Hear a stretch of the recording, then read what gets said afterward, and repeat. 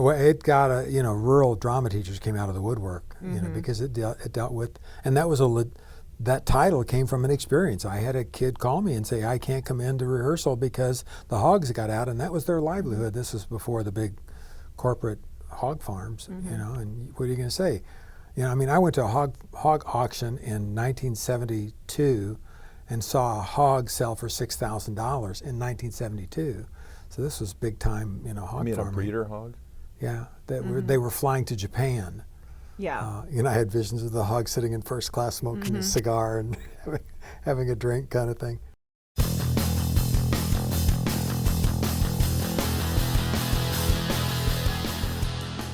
So we actually are being joined in today's episode of Classroom Matters by two guests. So I'm really excited to be sitting down with Ed Grooms and Tom Tobias, and I'm going to let them give you a little bit of background about themselves. So Ed, how long have you actually been in the field of teaching the arts?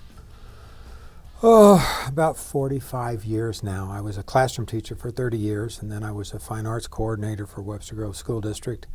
And then I worked for the Missouri Alliance for Arts Education, and then for this really fabulous new website called Educate.today. They are an outstanding website. If you haven't been on it, go to the Educate.today website and look at all of the free resources that you can get. Thank you for that, Ed. And we're also joined by Tom Tobias. And Tom, you've had years and years of experience in the field of arts. I have. I was a teacher for 34 years. First year was in Illinois. The rest of my career was spent in the St. Louis Public Schools. And I left there in 2014, and then I took a job as the Arts Education Director for the Missouri Department of Elementary and Secondary Education. That's a mouthful. Yeah, and retired. DESE. Yeah, DESE. Yeah. You don't know who's listening to this thing. That's right, you say, don't. well, I worked for DESE. Well, what does that mean? Yeah. We educators like to use acronyms. Yes. So, and I've been retired from there for just 6 months. Yeah. So why is art always the first to go? Well, I'm not sure it is the first to go. Not in this state. Yeah. I'm not either. Missouri is one of the few states that mandates elementary music and art, when other states did away with the arts completely. But it's fundamentally it's a budget issue. They're seen as a frill, and so when you've got dollars and cents and are cutting down, well, you cut the frills.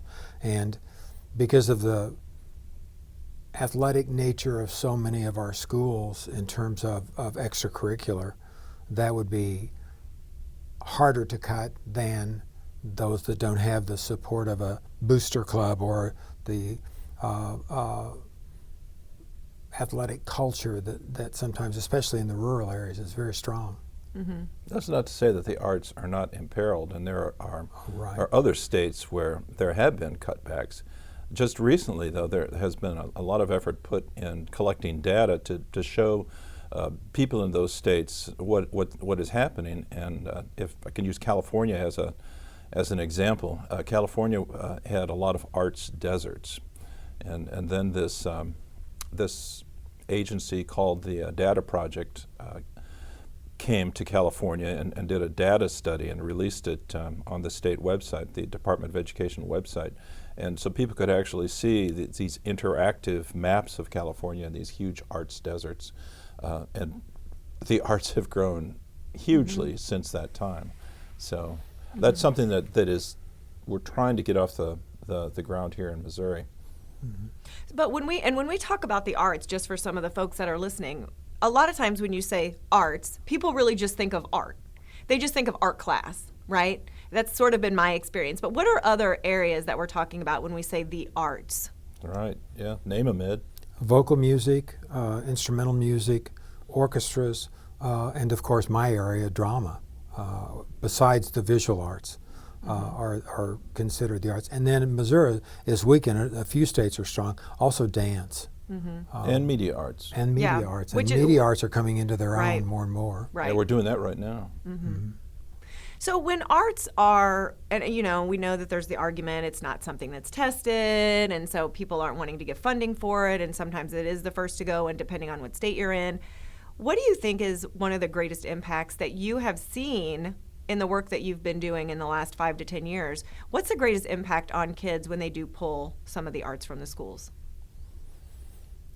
they lose the reason to come to school. Right, like you said earlier. Yeah. And I think that's hugely important. I can't imagine a school without the arts. And so it's a huge responsibility for the arts teacher to maintain vibrant programs to make sure that the arts are always compelling and kids want to take part in that. Mm-hmm. Academically, what do you see? Do you feel that there's an impact in other areas, other disciplines of curriculum if we're not teaching our kids the arts? Oh, absolutely. Because the arts get into the culture, and whether it's the culture in this country or the culture in other countries, the arts reflect that culture. So you're teaching history when you're experiencing the arts. And across the board, and now even in Missouri, we've had some studies done that document that kids who are involved in the arts do better academically for a whole variety of reasons. Even when undersourced schools are added into that equation, they still have better academic standing and attendance rates and lower disciplinary issues, those kinds of things, as a result of arts programs being in their schools. Yeah, I do believe that there is a transfer component to arts education, that some of the habits of mind that you pick up if you're involved in the arts, whether it's theater or music or visual arts, carry over into other disciplines. And there has been a lot of research on this, which is, I think, one compelling reason to have the arts in school. But there's another one, and that's the integration word that has become a buzzword lately, that gives us reason to tap into the arts to help kids do better in other subject areas, as well as doing well in the arts class that they're in. Yeah, and that brings me to a conversation I think that we had previously about integration. And you're right, it is a buzzword. Everyone is saying, integrate this, integrate that. But you make a good point because, I was reading an article not too long ago that talked about not necessarily getting rid of art, but getting rid of the stigma of the art class and the lesson, and really just trying to help foster and grow creativity in children in everything that they're doing within the classroom setting. And, I think back when I was in elementary school and middle school, and I was not a good artist in what the teacher or the other students would feel would be a good artist. And so I wonder if sometimes that hinders kids or makes them feel like maybe they're not good at the arts because they're not up to standard with maybe some of the other kids in the classroom, or they feel embarrassed about something that they've created because it doesn't look exactly like the teacher model that's on the board. So I wonder sometimes if we're sort of stifling creativity because we're trying to pigeonhole it into an art class.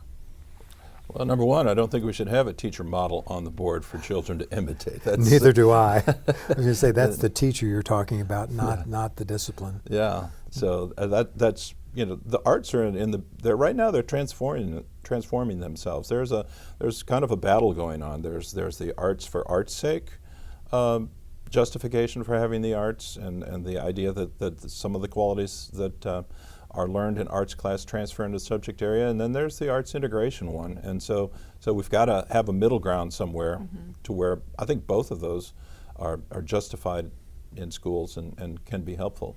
And arts integration can do that. It can, in the regular classroom, teach creative problem solving, which is where we're headed curriculum-wise in terms of 21st century skills. And the discipline of the art can be taught in the arts class, and that can occur with a collaboration between teachers across subject areas and across discipline areas. The classroom teacher can learn to teach creative problem solving, design thinking, those kinds of things, as well as the visual art and music, and those sorts of teachers can do the same thing. But for a student to develop as an artist, they've got to have the skills in their discipline, and that's what an art class can do for them, whether it be the band, the orchestra, drama, you name it, visual arts. Yeah, it's got to be a school-wide thematic push, though, or even a school district-wide to keep people in the habit of collaborating. Yeah, and that's a good point. That's what I was going to ask you next was, I mean, listen, none of us are a stranger to being in a school setting where people are sort of off doing their own thing, right? I mean, that's just the reality of it. We don't want it to be like that, and I know that we're getting better about collaborating and schools moving forward. But when you're in an elementary building, you've got an art teacher, a library teacher, the PE teacher, the music teacher, and a lot of times that general classroom teacher may or may not even have much of an idea of what they're doing in the art room. They take their kids to the art class, they drop them off for an hour, they come back, and they move on with their... So how do we push past that? How do we make the arts be more of a part of what is happening throughout the entire building, as opposed to it's you get this for an hour a week and then you're done? Well, I think ideally, and that goes back to the instructional leader in the building. Yes, And yes. when you have team meetings, if they saw to it that, and much of the time the team meetings occurred during the specials or music or art or PE, if they would bring one of those specialists into those collaborative grade level meetings, the integration would happen naturally. And in good districts, those kinds of things happen naturally because the art teacher will go in and have the classroom teacher ask the classroom teacher what they're doing and then let her area reflect that, or vice versa. The classroom teacher will come to the art teacher and say, my wife was an elementary music teacher and she used to teach her kids the 50 nifty states. Well, she's teaching them music, but she was also teaching them the states of the United States, which was something that is a part of the classroom curriculum. So they can occur naturally. It can occur pervasively if it were encouraged from, like I say, the instructional leader in the building. Right, and it needs to be by design. And in school districts in Missouri, some school districts, they have actually started doing that. And they've created positions where an arts person, a person who is well trained in the arts, has become a curriculum coordinator that works with the other coordinators to make sure that the arts are ever present in all of the classes through standards-based integration. And if we get anything out of this podcast, the one thing that I would like to communicate to anyone who is listening, that I feel is the key, to take a look at those standards and figure out where there are points of collaboration and points where there is natural forms of integration that can take place in all standards through all the grades. But as you said, that's definitely something that needs to come from the leadership in the building. It has to. Teachers, by nature, by the way our schools are designed, are sequestered. I've been in schools just recently working as a substitute, and I'm in that classroom all day long, but I don't see a single other teacher unless I venture out and peek indoors. And so how do we get past that, Tom? Because we have had that conversation. And listen, I'll tell you, being an administrator for 10 years in a building where it was like that, but we tried really hard. I can sit here and say that I honestly really oppose the teachers working in silos, teachers working and closing their doors. You want people to work together. You want people to collaborate. But it's so easy to say that, but we're just really struggling to actually make that happen. Well, just look at the best example in the world of a successful school system, and that's Finland. It's just written into the system that there are no classes that are just single subject classes. Everything is based on collaboration and integration, and there are no high stakes testing. And all testing or all assessment is built around several different levels to where a kid it never really fails. Even though how poorly a kid does in a class, he or she is never really held totally accountable for that. There is always some positive aspect to assessment, and I think that is something that we can do here in our state and in our country. Yeah. What are your thoughts on that, Ed? Oh, I agree with Tom. We've got it's a structural change that in terms of the way we would organize a building, a school district, a state, and again that takes leadership from the top. Finland can do that because it started early on. It's also a much smaller country, so that they can facilitate those kinds of things. Where we have individual states that develop their own standards, their own curricula, et cetera. So it's not an easy solution but it could be done. So talk to me a little bit about STEAM. And for those of you that are listening, we have STEM, the science, technology, engineering, and math. And now we've got the A in there. That's sort of a new trending thing with STEAM. Do you see that that's making an impact with the integration of arts? You want to talk about that first, Ted? Where did that even come from? Well, the whole STEAM idea came from Rhode Island School of Design, where people in the arts and people in the sciences said, hey, well, there's so much crossover here. Why don't we start tackling our learning tasks with both of these in mind and see what happens? And learners reported that their learning was much deeper, their understanding much deeper, and so on and so forth. So the idea is that could be taken to schools, and I feel that it has huge potential to be successful if the individuals who implement these programs pay attention to what it actually is, and rather than just say, well, it's a catchy title, and we're going to call ourselves a STEAM school, but we're not really going to attend to the arts aspect of that. We're just kind of like say we are. I've noticed so much of that.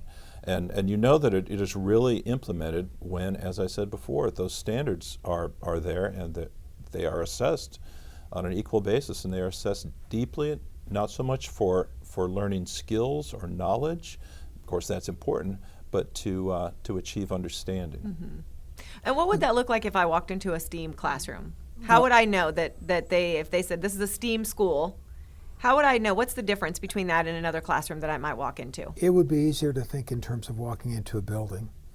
A building that was designed only for form and function is sterile and cold, and it does the job.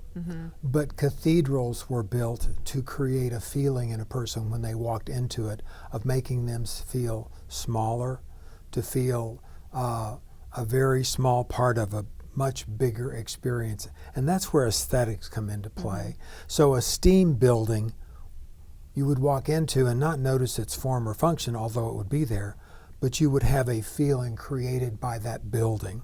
So in a STEAM classroom, you would walk into a classroom where you saw feelings and emotion and passion in solving problems that were presented in that classroom.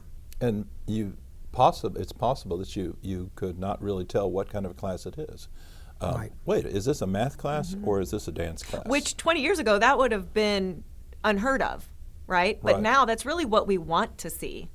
We want to see classrooms where we walk in and we're not really sure what's happening, but we know it's something really good because the kids are engaged. You can tell there's some critical thinking going on. They might all be doing something different.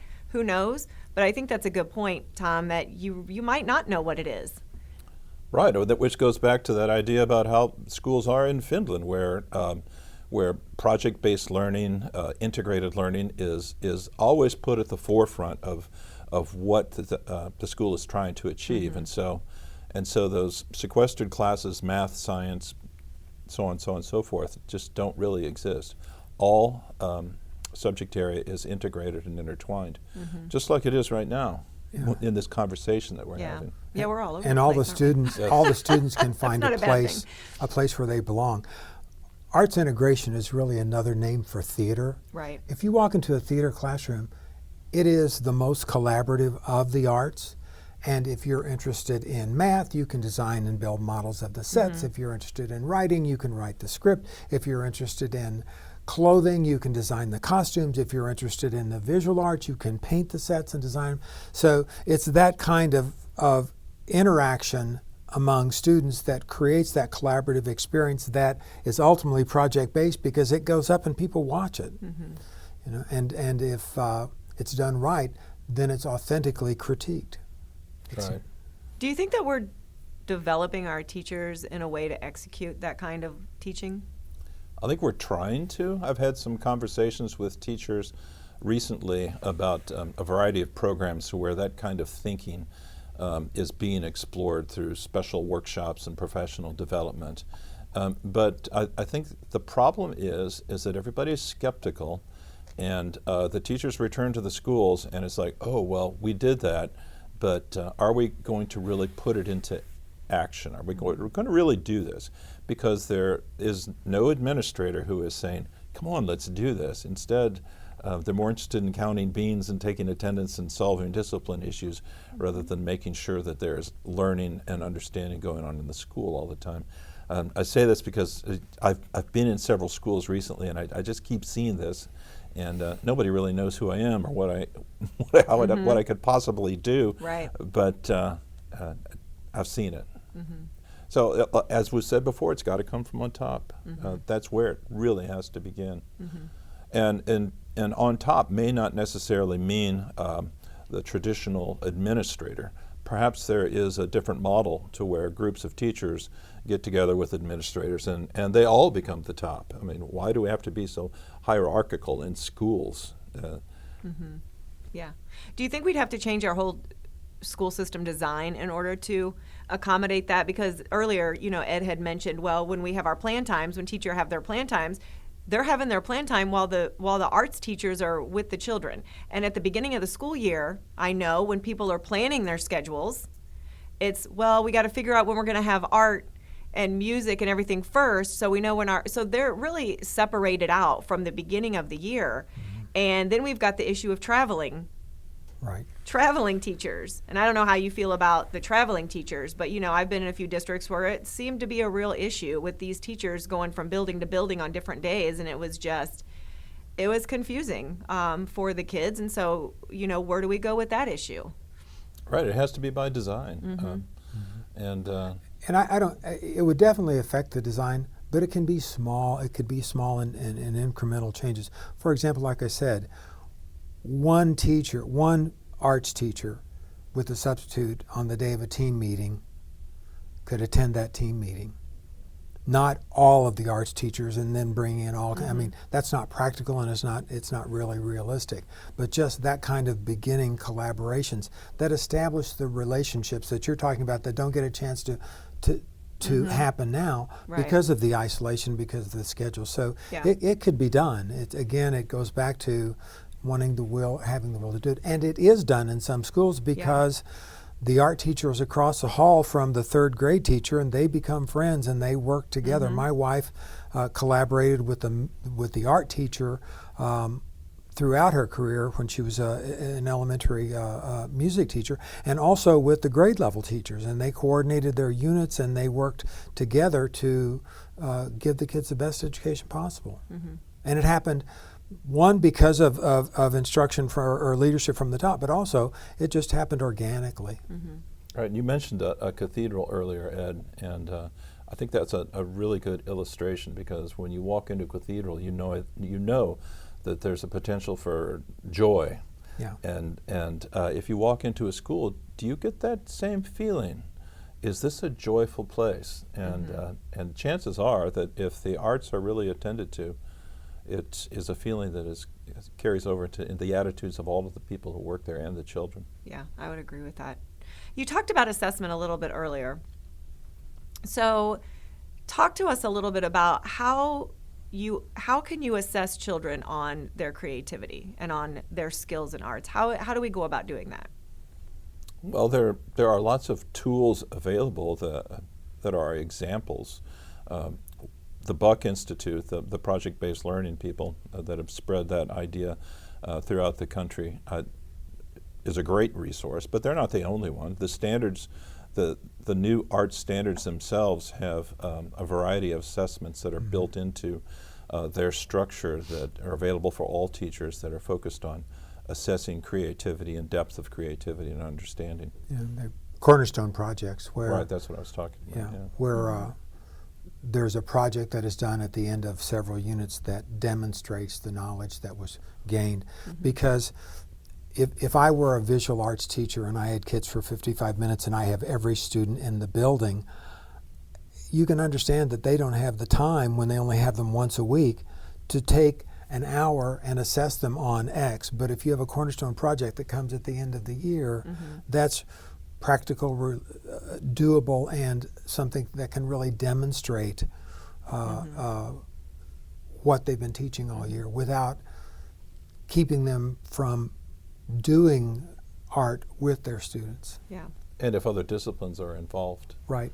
And I think it's important to always remember that the most powerful assessment for students is self-assessment, and that is facilitated by a knowing and loving teacher. So Yeah. you can't just say, well, assess yourself. Right, right. Well, and I think you have a good point there, Tom, because one child may feel that what he's created is the most beautiful thing in the world, but if a teacher comes around and says, well, it's not really what I wanted you to create, it could automatically shut him down from wanting to continue to be creative. And so like you said, I think a lot of it does come from just developing teachers and making sure that they understand how to grow creativity in kids. And that's something that's new to us and to teachers. Well, I don't know if it's new. I think that it's always been there amongst the best teachers, Yeah. but in many situations it's been taken away from the teachers who have the potential to do that by the emphasis on high stakes testing, which is crazy. That districts are fooled into believing that is the most important thing they're doing. It's not. Yeah. And that's a whole nother podcast we should do. Well, and talk about high stakes testing. That is one of your podcasts. Yeah. When I heard the Commissioner of Education, Yeah. I heard her talking about that, and she said, I'm not going to quote her exactly, but she said, districts just need to let it happen. Yeah. And Yeah. Agreed. Yeah. And I want to go back to something that you had said about, you only have your kids for 55 minutes and you're trying to teach them this. That's a great example of how I'm the classroom teacher, you're the art teacher. I have the knowledge and I know because you've shared with me what this project is that you're working on with my 4th or 5th grade students. Maybe they haven't had enough time to finish it, but then when they get back in my room, we use some of that extra time that we have to work on those things together as a collaboration between you and I. And so you're not feeling rushed with the kids because you know that the work that they're doing with you is now moving into the classroom setting because you've shared some of that information and a little bit of training for me on what they should be doing next. And instead of, letting the kids do XYZ during their free time, really focusing on some of the art projects that they've been working on or practicing some of the music that they've been working on. So I think even just baby steps for teachers, doing small things like that could eventually create that cohesive unit of it being an arts-focused school. Well, and if it's with a curriculum map, Right. What they're doing would be right in tune with what you as classroom teachers are doing.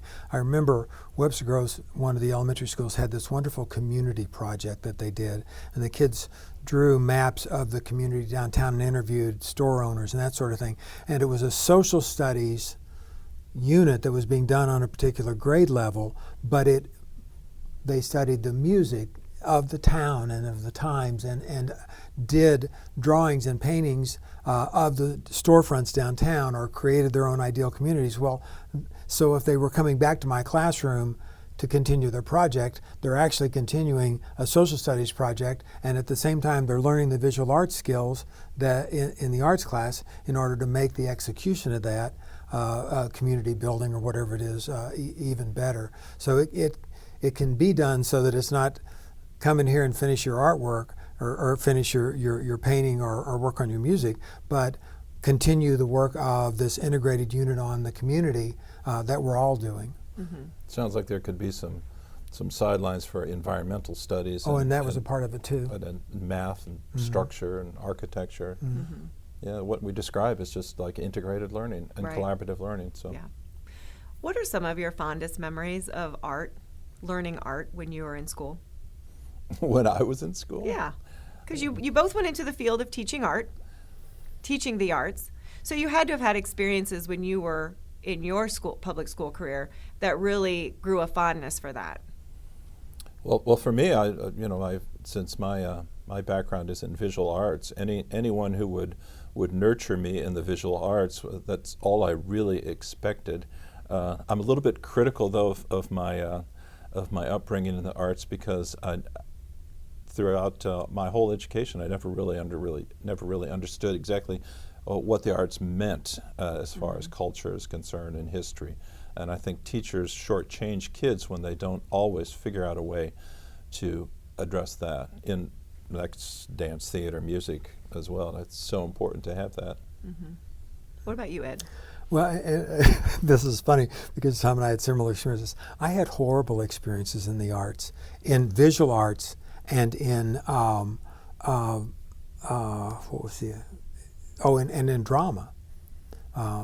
And wanted nothing to do with theater, and ultimately became a theater major. But I had a wonderful band teacher and a wonderful chorus teacher, and so my positive experience in the arts came in music and in band, because again they were passionate about their discipline, which was vocal music and which was band, and they inspired us. And what I remember is that he wanted us to be excellent, and you wanted to be excellent for the joy of being excellent, but also because it made you a part of a whole, which was that band or that chorus. And so that's where my positive experiences in the arts occurred. And it was a place for me to fit in because I wasn't an athlete, and so it gave me a place to belong. Yeah. Two things I hear you saying there, Ed, is that you were attracted to the nature of the subject because it's an ensemble experience, and I think that is a key word that we can keep saying. Well, we need to work as an ensemble, and we need to always be striving for the best. And we had this conversation the other day that there is no 80% in music. There's no below average. You're always striving for the best. And how often do we in our other classes sometimes? Well, in social studies, I got a C. I'm just an average in that, but that just seems incomprehensible. Yeah. And if you add the arts in there and say we have social studies and the arts, we're absolutely striving for our best performance, our best ensemble performance. And when you say, and I was thinking of this as I was listening to both of you and thinking back on my own experiences in elementary and middle and high school, which weren't always the best when it came to the arts, you have to be fairly vulnerable. It's a much more vulnerable discipline, where with math, you figure out the problem, the answer is what it is. Language arts, reading, writing I consider another form of art, creative writing. But I feel like because you do have to be more vulnerable in the arts, people might critique your creativity. I think sometimes that has an impact on the way that we teach arts, or it really just goes along with what you're saying. There really is no 80%, 90%, because it's really coming from within, whether you're singing, whether you're drawing, whether you're creating poetry, whether you are, creating a portrait that you feel is beautiful, but maybe no one else does. So I feel that because it makes you a little bit more vulnerable, that can be a little bit scary for kids too. Well, it's hard to be vulnerable at any time in your life. But, Sir Ken Robinson says in his, the most famous podcast or TED Talk of all time, that schools systematically take away the arts from children because they don't address that issue of vulnerability. Yeah. And then when it's all over, we're left with high school students who say, well, I'm not creative. Whereas if we asked a first grader, how creative are you? They would say, well, I'm very creative. Yep. And on that note, we are going to say goodbye. Thank you, Tobias and Ed Grooms. It has been an absolute pleasure to have you on the Classroom Matters podcast. Hopefully maybe you guys can come back and we'll get into another topic of some of the things that we've talked on in the upcoming months and years. So thank you both for being here. I really appreciate it. Yeah, I would love to do a podcast on assessment in the arts, because it can be assessed. And for a long time, I didn't think you could assess theater, and I was so wrong. So many issues. Yes, so little time. So little time. This is Christy Houle signing off for this episode of Classroom Matters.